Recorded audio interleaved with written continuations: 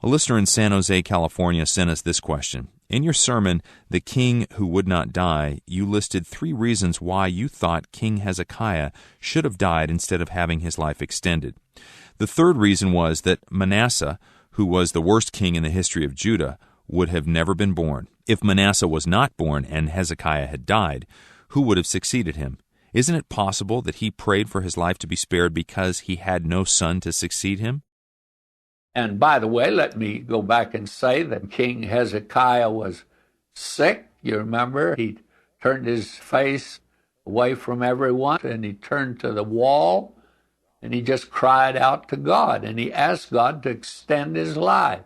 And God gave him 15 more years, but in those 15 years, he did these 3 things that absolutely reveal the fact that he should have died when God intended him to die. So the very interesting thing is that there are a lot of us old boys around, and we pray that the Lord will extend our lives, and maybe we're asking the Lord to do something it's not the best thing to do. Well, anyway, it wasn't the best thing for this man here, because it was during that 15 years that Manasseh was born.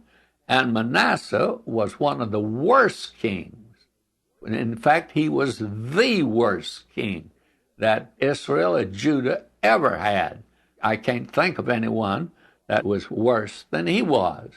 I was quite interested, and I've just been teaching this on the Bible, and I listened to Billy Graham the night from his Colorado campaign. He preached one night on this fact that God extended this man's life, and the fact Manasseh was born during that period.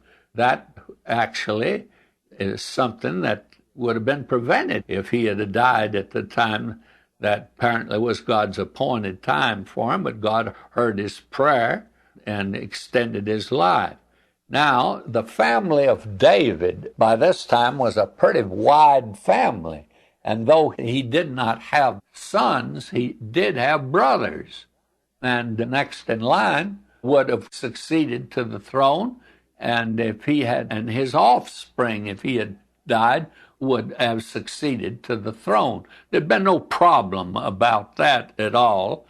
They might have a war in order to decide it. They generally did, but the point is it was pretty well decided who would be king. That's an office that they didn't lack. There were plenty of them that wanted to occupy it, and some of them had the real claim to it, by the way. So there'd been no problem relative to that question.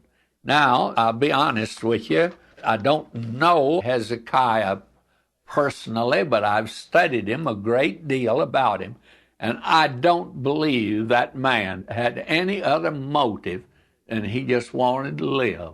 And he's not interested in the fact that there'd be no one to succeed him. He knew that would be settled, that would be taken care of, and I think he had one thing in mind. He wanted to live a little bit longer. I think that is the explanation for that.